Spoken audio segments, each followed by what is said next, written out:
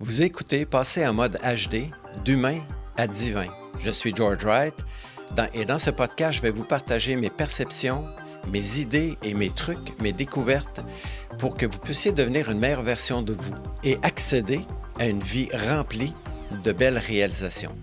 C'est un rendez-vous des entrepreneurs, des chefs d'entreprise, aux gestionnaires des relations humaines et pour tous les leaders désireux de faire un impact stimulant et durable en utilisant leur plein potentiel créatif. Bonjour à tous et bienvenue dans le podcast numéro 3, l'épisode numéro 3 du podcast Passer en mode HD, d'humain à divin. Dans ce podcast, je vais vous parler des deux zones qui suivent la zone d'inconfort, d'apprentissage et d'inconfort, et c'est-à-dire je vais vous parler de la zone d'effort et la zone de bénéfice. Dans la réalisation de son objectif de vie, c'est sûr qu'on doit faire des efforts. On ne peut pas rester assis à la maison à méditer pendant 24 heures et espérer que les choses se passent dans le physique. Et souvent, les gens vont me dire, oui, mais si je ne fais pas d'efforts, je n'aurai pas de résultat. Oui, c'est parfait de faire des efforts, mais est-ce que les efforts sont motivés par quelque chose de profond? Quand on pense à sa motivation, c'est quelque chose d'abstrait, la motivation. C'est pas quelque chose de logique. C'est pas de dire à quelqu'un, ben, tu peux être motivé, motive-toi. Ben, si pour la personne, c'est pas motivant de faire cette action-là, c'est fort probable qu'elle ne sera pas dans l'effort. Elle ne fera pas d'effort. Et je vois tellement ça dans les entreprises que les gens vont implanter un nouveau système, une nouvelle façon de fonctionner. Et là, ils vont rencontrer énormément de résistance. Vous vous souvenez, dans l'épisode 2, je vous ai parlé de la zone d'inconfort et la zone d'apprentissage. Lorsqu'on rentre, on arrive avec un nouveau changement dans l'entreprise, puis on impose une nouvelle façon de faire, une nouvelle façon de travailler. On va rencontrer beaucoup de résistance parce que souvent, les gens vont avoir comme objectif ou comme pensée, ben moi, j'étais habitué de travailler comme ça pendant 25 ans. Maintenant, on va me demander de faire ça différemment et je risque de ne pas être bon, je risque de ne pas être à la hauteur. Et l'erreur qu'on fait dans les entreprises, c'est d'imposer le changement sans expliquer aux gens et sans aller chercher pour les gens comment ils reçoivent ce changement-là. Parce que peu importe le nombre de personnes qu'on a en face de nous, à qui on propose le changement, il y aura toujours de la résistance à différents niveaux. Il y a certaines personnes qu'eux, ils vont être contents de l'avoir, ce changement-là. Ils vont être heureux de l'avoir. Ils vont être heureux de dire, enfin, on a un changement, puis c'est le temps qu'on le fasse, ce changement. Puis pour d'autres personnes, ça va être, ah, mais moi, ça me tente pas. Et il y a une raison précise pour laquelle c'est comme ça. C'est quand on a un changement qui nous arrive, on le reçoit, le changement, on l'entend, on le voit aussi. Et là, à l'intérieur de nous, il y a deux forces en opposition qui vont s'activer simultanément. La force principale, en fait, les deux forces sont égales, mais une qui va avoir le plus de résultats, c'est celle sur laquelle je vais porter mon attention. Et c'est quoi ces deux tensions-là? C'est la tension émotionnelle, c'est-à-dire j'ai peur, je ne serai pas à la hauteur. Et là, l'ego récupère ça, puis il dit non, pourquoi tu ferais autant d'efforts? Les autres n'en font pas d'efforts. Ça fait 25 ans que tu fais ça comme ça. Et là, il y a le dialogue intérieur va être motivé par la peur. Parce que la peur va nous tirer par en bas. Et ça, c'est l'ego qui prend il récupère ça. Et lui, son travail, c'est de me garder le plus sécure possible. Mais qu'est-ce qui est le plus sécure pour moi? Ben, en général, ça va être la zone de confort. Donc, il va vouloir que je retourne dans ce qui était confortable, de ne pas faire ce qu'on me demande de faire parce que ça risque d'être inconfortable pour moi. Et l'autre tension qui habite en chaque être humain, c'est la passion, le désir de grandir, le désir d'évoluer, le désir de devenir une meilleure version de soi. Et ces deux forces-là sont équivalentes. Dans une formation dernièrement en entreprise, j'ai travaillé avec un groupe de contremaîtres et les gens me disaient, ben moi là, je veux changer plein de choses dans ma vie. Puis je dis, qu'est-ce que tu veux changer dans ta vie? Ben je veux être un meilleur écouteur, je veux avoir plus de leadership. Il y avait au moins 7 ou 8 choses sur sa liste de changements. J'ai dit, est-ce que tu sais que si tu as 7 ou 8 choses dans ta liste de changements, la tension à l'intérieur de toi va être énorme?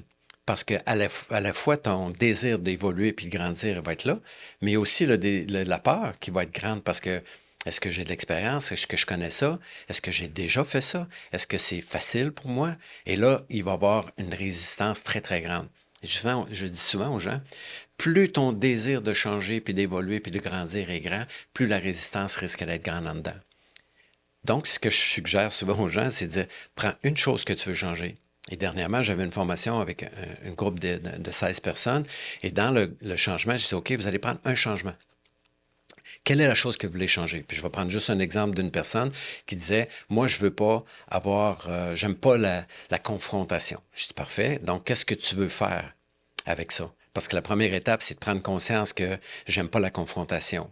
Donc, on pourrait aller vérifier avec lui d'où vient la peur de la confrontation. Et il me disait, parce que j'ai 95% de mon monde qui sont bien. Donc, la première étape, c'est les gens avec qui il y a de la confrontation, en fait, c'est le 5% de son équipe. Je dis, la première étape, c'est de prendre conscience de l'incompétence, parce que lui, il dit, je voulais pas déranger, je voulais pas faire de la peine, je voulais pas décevoir les gens. Je dis, et c'est quoi le bénéfice que tu veux retirer de ça? Parce que la partie qui va suivre des efforts, c'est le bénéfice. Pourquoi je le ferais? Ah, en anglais, on dit What's in it for me? Pourquoi je ferais ce changement-là? Pourquoi je serais prêt à faire autant d'efforts pour avoir un si petit bénéfice? Donc, si on reste dans notre zone de confort, c'est parce qu'il y a un bénéfice. Sortir de cette zone de confort-là, puis aller vers des efforts, de l'apprentissage, ça va te prendre un bénéfice beaucoup plus grand. J'ai dit, ce serait quoi ton bénéfice plus grand?